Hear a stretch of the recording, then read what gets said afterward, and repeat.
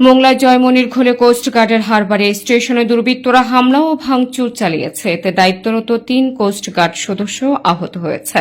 বৃহস্পতিবার বিকেলে coast guard media কর্মকর্তা লেফটেন্যান্ট কমান্ডার সাব্বির আলম সুজন জানান, সুন্দরবনের সার্বিক নিরাপত্তা নিশ্চিতকরণ, বনদস্যু দমন, জীববৈচিত্র্য সংরক্ষণ সহ উপকূলীয় অঞ্চলে আইনশৃঙ্খলা বজায় রাখতে বাংলাদেশ কোস্টগার্ড সর্বোচ্চ পেশাদারিত্ব, সততা ও নিষ্ঠার সঙ্গে দায়িত্ব পালন করে আসছে।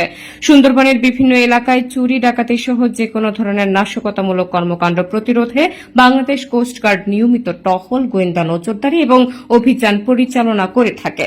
বিশেষ করে সুন্দরবনের মোংলা থানাধীন জয়মনির খোল এলাকা দীর্ঘদিন ধরে বনদস্যু ও তাদের সহযোগীদের একটি গুরুত্বপূর্ণ ঘাঁটি হিসেবে পরিচিত হওয়ায় ওই এলাকায় কোস্টগার্ড স্টেশন স্থাপন করা হয়েছে।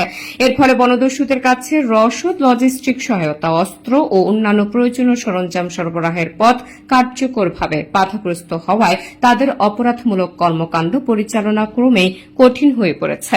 স্বাভাবিকভাবে বনদস্যু ও তাদের সহযোগীরা ওই এলাকায় কোস্ট গার্ডের উপস্থিতি চায় না, যার ফলে বৃহস্পতিবার সকালে জয়মনির ঘোল এলাকায় অবস্থিত বাংলাদেশ কোস্ট গার্ড স্টেশনে একদল দুর্বৃত্ত অতর্কিত হামলা ও ভাঙচুর চালায়। এতে দায়িত্ব পালনরত ৩ জন কোস্ট গার্ড সদস্য আহত হন। পরিস্থিতি নিয়ন্ত্রণে আনতে কোস্ট গার্ড প্রয়োজনীয় ব্যবস্থা গ্রহণ করেছে এবং ঘটনার প্রকৃত কারণ উদ্ঘাটনের যৌথ অভিযান পরিচালনা করছে।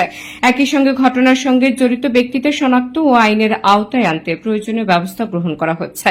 প্রাথমিকভাবে প্রাপ্ত তথ্য স্থানীয় পরিস্থিতি বিশ্লেষণে প্রতীয়মান হয় যে কিছু স্বার্থান্বেষী মহল ও অসাধু চক্র নিজেদের অপকর্ম পরিচালনার সুবিধার্থে ওই স্থান থেকে কোস্টগার্ডকে সরিয়ে দেওয়ার লক্ষ্যে পরিকল্পিতভাবে হামলা, ভাঙচুর, অপপ্রচার এবং বিভ্রান্তিমূলক কর্মকাণ্ড পরিচালনা করছে।